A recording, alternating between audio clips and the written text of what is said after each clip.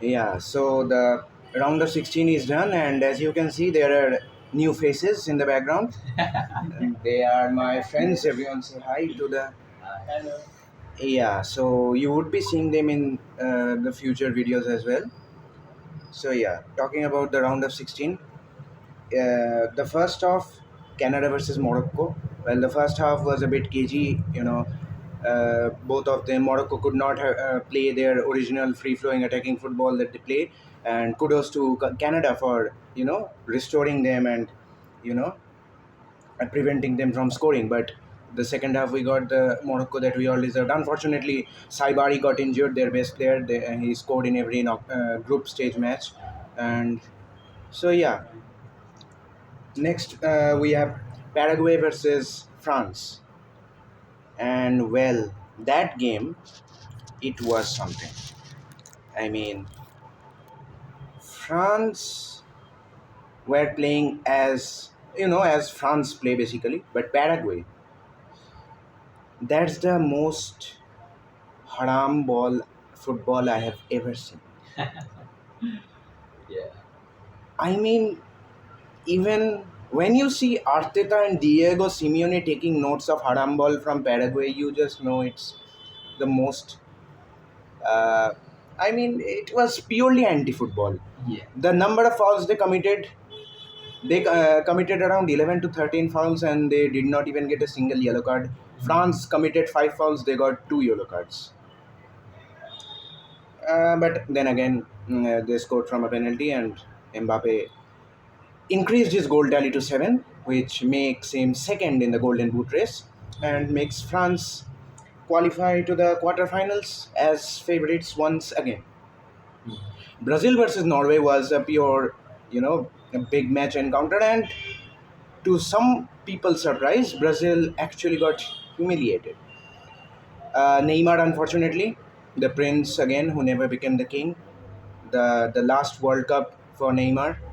It ends with a goal for him, but unfortunately, it proved to Endrick missed two big chances, and yeah, Brazil were they lacked the cutting edge in the final third, and Norway, they just had two shots and two shots on target, and Haaland scored both of them. So that was very clinical finishing from them, and Norway progressed through to the next round. Then we have Mexico versus England at the Stadio Azteca. The last time England played at the Azteca, they lost 2-1 against Argentina in that famous 1986 semi-finals where Maradona scored the hand of God and the goal of the century.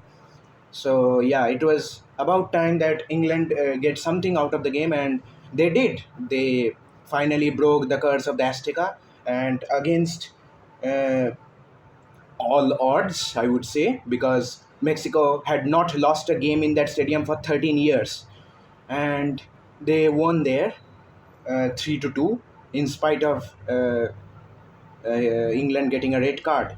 So yeah, that was a very good game. Then Portugal versus Spain, another big encounter, and yeah, it's again an end of an era. Ronaldo bows out after playing his last World Cup game. Mikel Merino scoring the winner in the very last dying moments of the game. How many times we have said that before? How many times we have seen that before? But then again, it was a cagey encounter. It was tough. Nobody was free flowing. Nobody was playing free flowing football. Nobody was taking the extra risk and extra chances, and whereas very much settled. But in the end, Spain got the job done. That's what big teams do. Then we have USA versus Belgium. Controversial encounter indeed. After Donald Trump, reportedly called FIFA President Infantino and reversed the red card that Balogun had been issued and made him, play the game again. Though he was on the bench, and Belgium did what Belgium does, and it's called football, not soccer. And they dismantled USA 4-1. Lukaku, after scoring the goal, even copied Trump's celebration yeah, and Trump's dance and mocked him right in front. There was a tweet going on before the game like America is 45 times bigger than Belgium, and so the reply was, so you got humbled by a team 45 times smaller than you. Well, not going into that. Oh my god. Then I will go into Argentina and Egypt at the end. But the last game before the quarterfinals, we had Switzerland versus Colombia. a goalless draw in the till the 120th minute, and the game went to shootouts, and ultimately Switzerland came out on top. Gregor Kobel for Switzerland saving the penalty and being the man of the match. And yeah, Switzerland go through. Colombia, after a good run, finally bowed down. Now coming to Argentina versus Egypt. Egypt got the lead. Mhm. Two goals lead. Their second, they scored the second goal. It was ruled out. Now, as per the laws of the game, VAR was introduced to rightfully cancel or to rightfully decide whether a goal should stand or not. But a foul had been committed 100 yards from the goal, around 20 seconds back. VAR went back there, 20 seconds back in the frame. They had to fast forward, mind you, in the replay to make sure that everything is in time. They went back there. They saw someone standing on Lisandro Martinez's toe. They gave it as a foul. After everything, they disallowed the goal. Right. Well done. After a few minutes, the same player scored the second goal, and Egypt were leading. Then of course, Messi magic started, and uh, Romero with the header got them 2-1. And at that point I just knew, because once you get one goal back, the momentum is with Argentina, and once you give them a moment, they will parry, they will punish you. And Messi scoring the second goal equalized, and ultimately the third goal again, a bit of controversy right there. The same thing happened with them in the other box, but VAR did not even check. And yeah, basically, Yeah. Enzo Fernandez scoring the winner, and it ultimately finishes 3-2 in the favor of Argentina. I mean, day by day, it's becoming increasingly, blatant how biased or how favoritism FIFA can be towards certain superstars and certain teams in order to finance, in order to make sure the profit goes on, in order to make sure.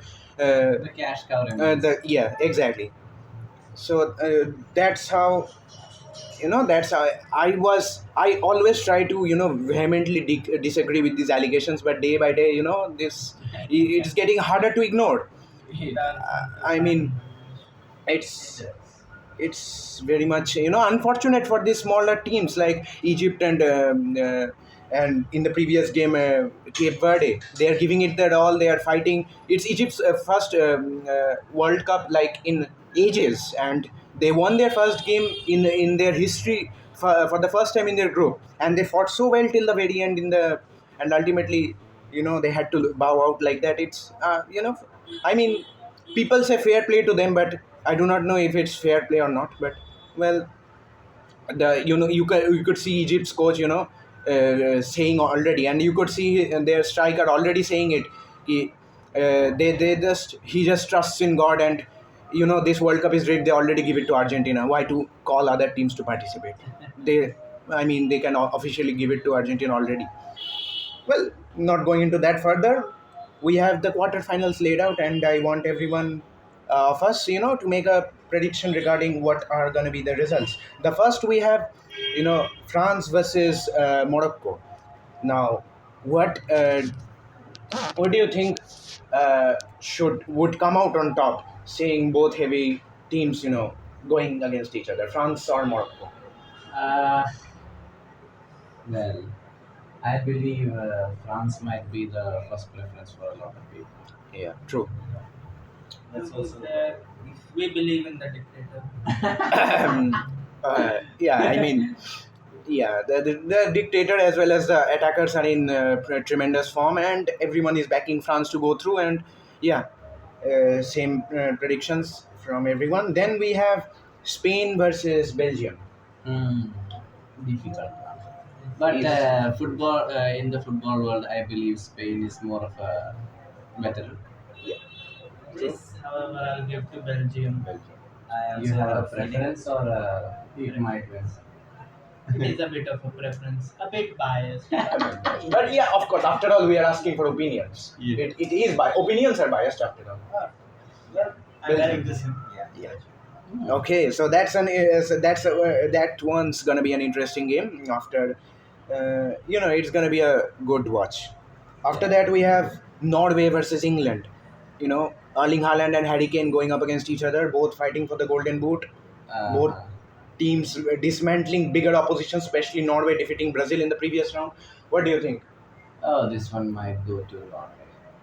Norway. I mean, Haaland is Ah, Haaland is a beast. yeah, he's a He's a he's a Norse god. He looks like he's a demon. He's a demigod. no, Yeah. Norway. not Norway. Everyone goes Norway.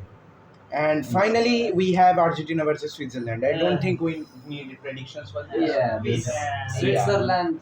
I mean, I'm surprised Switzerland actually came up. Yeah, that was a big surprise. True. Everyone thought Colombia would go through against Switzerland, but yeah, Switzerland. Well done to them. But unfortunately, I think that's the end of the road for you because you have It would be extremely surprising if Switzerland comes on top. Though exactly. they would become fan favorites that way. Of course, they would be fan favorites if you defeat Argentina in the quarterfinals. But chances are slim. But that's all what we can do. We can hope. And with that, we wind up. Quarterfinals are gonna be a big encounter up front, and everyone is excited to see what's gonna come next. And hopefully, it's gonna be an exciting encounter as we all predicted. We'll see you after the quarters. Thank you.